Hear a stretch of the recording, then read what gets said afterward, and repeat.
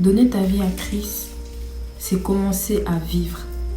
Donner ta vie à Christ, c'est commencer à expérimenter quelque chose de différent. Là où les hommes sont limités, le Seigneur te rend capable. Là où les problèmes pèsent sur ta tête, le Seigneur soulage tes peines. Là où tu sens que tu es à bout de souffle, tu t'abandonnes à lui complètement, il fait le reste du boulot. Quand tu vois que tu ne comprends pas certaines choses de la vie et que tu es dépassé et que peu importe la personne à qui tu te confies, tu n'arrives pas à être bien, va auprès de Christ. C'est ton Créateur, il te connaît mieux que toi-même et il sait ce qui est bon pour toi.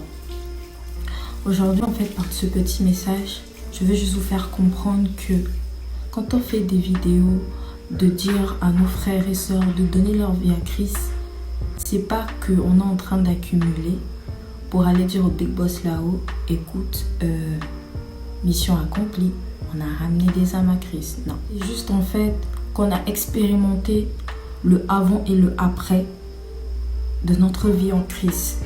C'est-à-dire que là où on avait du mal à avancer, parce que vous allez me dire que chacun d'entre nous, nous avons l'intelligence que Dieu nous a donnée, donc nous avons la capacité de réflexion et de trouver des solutions à certains de nos problèmes. Mais pourquoi la parole éclate que là où s'arrête l'intelligence de l'homme commence celle de Dieu?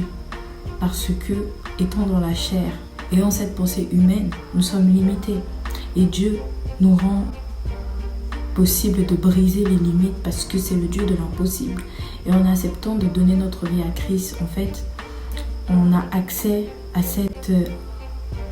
ce côté impossible que le monde perçoit.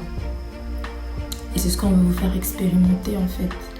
Certains vivent leur vie sans forcément demander la volonté de Dieu dans leur vie, parce qu'il y a cette histoire de libre arbitre, et cette histoire justement de libre arbitre, donc de prendre la décision que l'on veut. Mais moi je peux vous poser la question suivante: si c'était pas vraiment nécessaire, c'est-à-dire de demander la volonté de Dieu ou de donner sa vie à Christ, pourquoi s'est-il manifesté? Pourquoi s'est-il fait connaître? Pourquoi n'est-il pas juste resté dans les cieux et nous a laissé mener notre vie comme dans le somme? Pourquoi est-il descendu, s'est fait chair pour qu'on le connaisse? Pourquoi a-t-il inspiré certains hommes pour écrire la Bible afin que nous marchions selon sa volonté? Alors, tu veux continuer de croire que tu peux mener ta vie sans le Christ et le vivre pleinement et être totalement heureuse? Oui, tu peux être heureux par la grâce de Dieu. Mais le reste, est-ce que tu y penses? Tu es d'accord avec moi? Tu t'occupes plus de ta vie charnelle sur la terre que de ta vie spirituelle. Tu vas pas me dire le contraire. Tu t'occupes plus de ça. Tu te bats pour réussir dans tes projets, réussir à l'école, être bien avec ta famille, avoir une situation financière stable. Tout ça, tu y veilles. Et tu es prêt à te sacrifier en fait pour être bien. Mais ta relation, ta vie spirituelle avec le Seigneur, tu la délaisses de côté. Ou bien elle est carrément inexistante. Excusez-moi.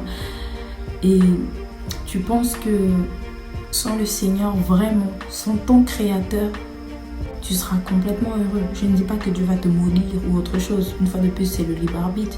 Mais ne veux-tu pas expérimenter le vrai bonheur? Parce que tantôt, tu reçois des messages par le canal du songe, tu reçois des messages par les frères et sœurs qui viennent te parler, et le Seigneur te dit que oui, il est temps, viens, et jusqu'à présent tu vois, et tu as du mal à aller parce que parfois tu as tout simplement peur.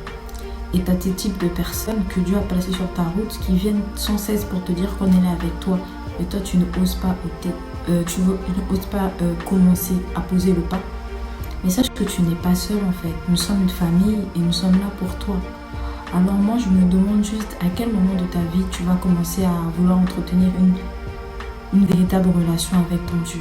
Dieu ne te demande pas d'être parfait ou d'être parfaite, mais aie le courage parce que je pense qu'il en vaut la peine. Et le souffle de vie qu'il te donne gratuitement, par sa grâce, c'est tout simplement parce qu'il t'aime et qu'il croit en toi. Pour moi, chaque souffle prouve qu'il croit encore plus en toi. En toute honnêteté, je ne suis pas une grande personne spirituelle, Mais je suis prête à ce que certaines personnes qui ont ce cœur-là, de me donner des sujets de prière pour que je prie pour eux, afin que le Seigneur leur donne la force, en fait, d'aller vers lui, afin qu'il y ait cette alliance-là que nous expérimentons. Parce que c'est pas pour faire genre et tout, mais le Seigneur, en fait, il bouleverse ta vie. Et beaucoup de personnes vont le témoigner, et c'est pas une mode ou une tendance. C'est ce que Christ provoque en nous. Le avant et le après, on a envie que vous puissiez aussi l'expérimenter pour que vous soyez beaucoup plus épanouis et que les problèmes de ce monde ne nous accablent pas autant. Donc, c'était juste à cœur ouvert ce que je voulais dire à mes frères et sœurs, parce que je pense que vous passez à côté de quelque chose de magnifique. Vivre avec Christ, c'est super. Donc, bonsoir, bisous.